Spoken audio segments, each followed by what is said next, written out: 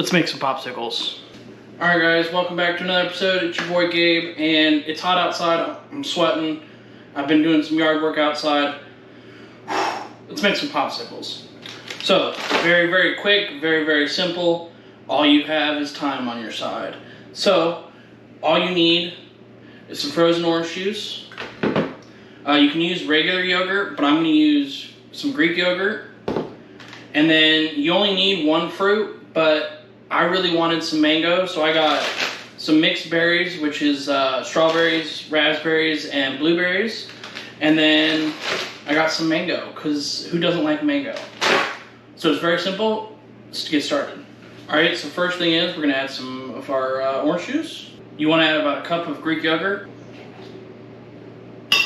Okay, then you're going to add your frozen fruit. Now the only reason I'm using frozen fruit is because it will make it easier to blend. And with fresh fruit, I mean, not that that's a bad thing, but you get the same result. And it helps with the freezing process. Okay, then about half of our mixed berries. Okay, and then blend.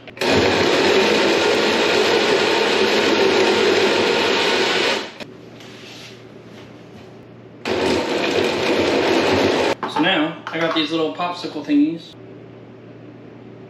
I had to pick the one that has the tiniest of slots. Go figure.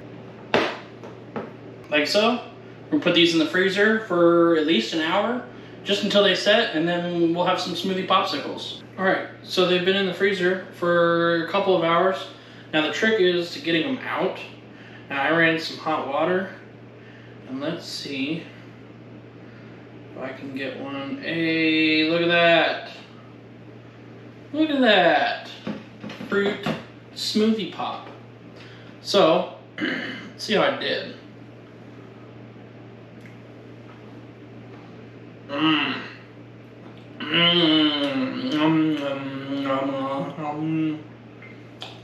That's really good. Wow. And refreshing? Oh yeah. Well, I'd say I outdid myself. So, yeah. Well, I'd say that was very good. So, yeah. Alright guys, there you have it. Fruit Smoothie Pops. If you like this video, hit that subscribe button. Hit that notification button next to it. Comment down below. Tell me what you think. What else I should do. What I should do next. Blah, blah, blah. And on that note, peace out guys.